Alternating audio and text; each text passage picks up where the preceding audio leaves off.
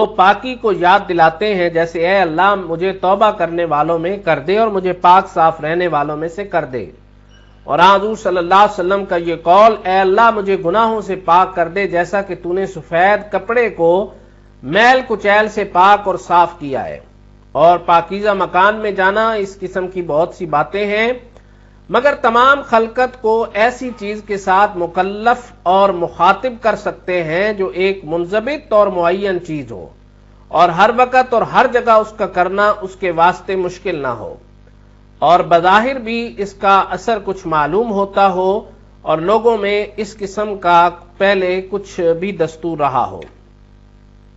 نماز سے پہلے جن شرائط کو پورا کرنا لازمی قرار دیا گیا، ان میں سے 3 کا تعلق طہارت اور پاکیزگی سے ہے۔ نماز سے پہلے جسم کا پاک ہونا، لباس کا پاک ہونا اور جگہ کا پاک ہونا لازمی قرار دیا گیا۔ مولانا سید سلمان ندوی رحمۃ اللہ تعالی علیہ نماز کا فائدہ بیان کرتے ہوئے لکھتے ہیں، نماز کا فائدہ یہ ہے کہ وہ انسان کو اپنے جسم اور اعضاء کے پاک اور ستھرا رکھنے پر مجبور کرتی ہے۔ دن میں عموماً 5 دفعہ نمازی کو منہ، ہاتھ، پاؤں جو اکثر کھلے رہتے ہیں ان کو دھونے کی ضرورت پیش آتی ہے۔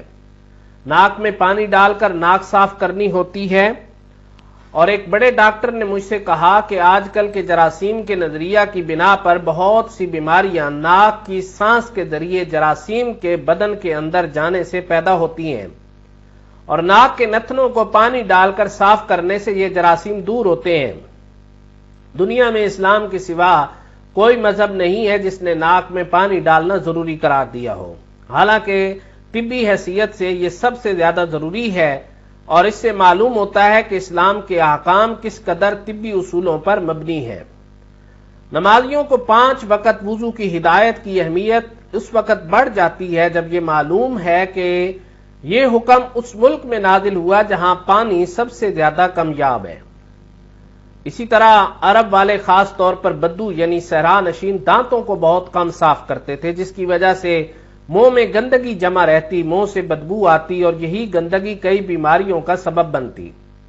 آپ صلی اللہ علیہ وسلم نے دانتوں کو صاف کرنے کے لیے مسواک کو اپنی سنت قرار دیا۔ حدیث سے ثابت ہے کہ آپ صلی اللہ علیہ وسلم جب گھر تشریف لاتے تو مسواک فرماتے، ہر نماز کے لیے مسواک فرماتے، اور اس دنیا سے رخصت ہوتے وقت آپ صلی اللہ علیہ وسلم کا آخری عمل مسواک ہی تھا۔ مسواک کرنے سے ایک طرف صحت حاصل ہوتی ہے تو دوسری طرف ثواب ملتا ہے۔ دن میں آپ کئی مرتبہ ٹوتھ پیسٹ کرنا بہت مشکل ہوتا ہے، جبکہ مسواک کرنا سادہ اور آسان عمل ہے۔ آپ صلی اللہ علیہ وسلم نے مسواک کی اتنی تاکید فرمائی کہ اس سے وجوب کے قریب پہنچا دیا۔ حضرت ابو ہریرہ رضی اللہ تعالیٰ عنہ سے مروی آپ صلی اللہ علیہ وسلم کا ارشاد ہے، لولا ان اشق علی امتی اول الناس لامرتهم بالسواک مع کل صلاۃ، اگر میری امت یا لوگوں پر شاک نہ گزرتا تو میں انہیں ہر نماز کے ساتھ مسواک کرنے کا حکم دیتا۔ جزیرہ عرب میں پانی کی کمی کی وجہ سے نہانے کا رواج بہت کم تھا، اونی کپڑے پہنتے تھے جو محنت مزدوری کی وجہ سے پسینے سے شرابور ہو جاتے تھے۔ یہ کپڑے وہ کئی روز تک پہنتے جس کی وجہ سے بدبودار ہو جاتے تھے، اس لیے نبی مکرم صلی اللہ علیہ وسلم نے ہفتہ میں 1 مرتبہ جمعہ کے دن غسل کرنے کو لازم قرار دیا تاکہ وہ نماز جمعہ ادا کرنے کے لیے آئیں تو ان کے جسموں اور کپڑوں سے بدبو نہ آئے۔ ابو سعید خدری رضی اللہ تعالیٰ عنہ نبی کریم صلی اللہ علیہ وسلم سے روایت کرتے ہیں، الغسل یوم الجمعۃ واجب علی کل محتلم، جمعہ کے دن غسل کرنا ہر بالغ کے لیے لازمی ہے۔ ماحول کی آلودگی سے بچانے کے لیے ضروری ہے کہ ہر شخص انفرادی طور پر صحت و صفائی کا خیال رکھے۔ حال ہی میں آنے والی کرونا وائرس کی وبا نے یہ ثابت کر دیا ہے کہ انفرادی طہارت ماحول کے لیے کتنی مفید ہے۔ دوسرا یہ کہ انفرادی طہارت اختیار کرنے والے ممالک میں اس بیماری کا اثر و رسوخ بہت کم ہے۔ اسلام نے اپنے ہر پیروکار کو طہارت کے حوالے سے جامع اور اکمل تعلیمات ارشاد فرمائی ہیں، ان پر عمل کرنے سے ہم بطور امت ایک پاکیزہ ماحول فراہم کر سکتے ہیں۔ طہارت کے لحاظ سے دوسری ذمہ داری ہماری یہ ہے کہ افراد کی تربیت کی جائے۔ سیرت طیبہ سے ماحول کو آلودگی سے بچانے کے لیے دوسری رہنمائی یہ ملتی ہے کہ جو لوگ ماحول کو آلودہ بنا رہے ہیں ان کی تربیت کی جائے، انہیں اچھے طریقے سے ماحول کو آلودہ کرنے سے روکا جائے۔ حضرت ابو ہریرہ رضی اللہ تعالیٰ عنہ نے فرمایا کہ ایک اعرابی یعنی بدو مسجد میں داخل ہوا، نبی کریم صلی اللہ علیہ وسلم بیٹھے ہوئے تھے، اس نے نماز پڑھی، جب نماز پڑھ چکا تو کہا اے اللہ تو مجھ پر اور محمد پر رحم فرما اور ہمارے ساتھ کسی اور پر رحم مت فرما۔ نبی کریم صلی اللہ علیہ وسلم نے اس کی طرف متوجہ ہو کر فرمایا تم نے ایک کشادہ چیز یعنی رحمت الہی کو تنگ کر دیا۔ پھر ابھی تھوڑی ہی دیر ہوئی تھی کہ مسجد میں جا کر پیشاب کرنے لگا، لوگ تیزی سے اس کی طرف بڑھے تو نبی اکرم صلی اللہ علیہ وسلم نے فرمایا اس پر ایک ڈول پانی بہا دو۔ پھر آپ صلی اللہ علیہ وسلم نے فرمایا تم تو آسانی کرنے والے بنا کر بھیجے گئے ہو نہ کہ سختی کرنے والے۔ اس اعرابی کے نام میں اختلاف ہے، بعض روایات میں ہے کہ وہ کھڑے ہو کر پیشاب کرنے لگا تو حضور صلی اللہ علیہ وسلم نے فرمایا اگر روکو گے تو ساری مسجد کو یہ گندا کر دے گا۔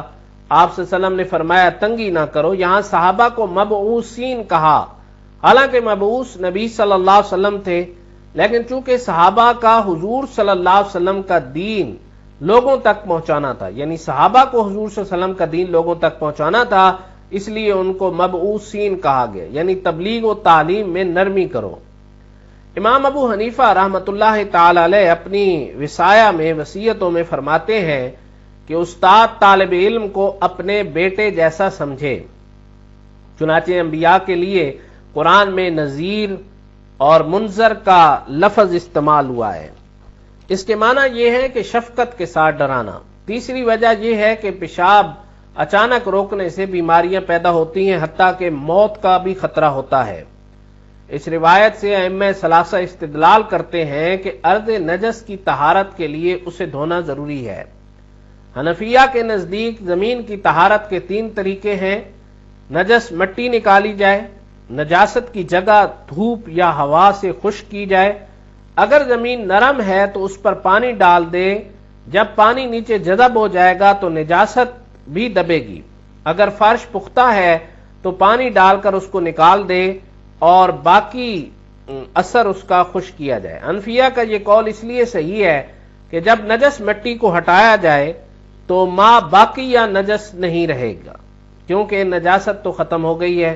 اگر ریاست کو ملکی حالات اور عام شہری کا خیال کر کے ماحولیاتی آلودگی کے خلاف قانون سازی کرنے کی ضرورت ہے، لیکن قانون سازی کے ذریعے ماحولیاتی آلودگی پر قابو پانا مشکل ہے، لیکن عوام کی تعلیم و تربیت کے ذریعے اس مسئلے پر قابو پانا آسان ہے۔ عوام میں تعلیم و تربیت کے ذریعے یہ شعور بیدار کیا جا سکتا ہے کہ وہ ماحول کو صاف رکھتے ہوئے اپنی زندگی حفظان صحت کے اصولوں کے مطابق گزارے۔ اگر صحت و صفائی کا خیال نہ رکھا گیا اور ماحول آلودہ ہو گیا تو یہ دنیا انسان کی ہلاکت کا سبب بن جائے گی۔ لذا آپ صلی اللہ علیہ وسلم نے اس تعلیم و تربیت کے معاملے میں نرمی اختیار کرنے کا ارشاد فرمایا۔ تیسری ذمہ داری یہ ہے کہ جانداروں کے لیے مفید مقامات کو آلودہ کرنے کی ممانعت۔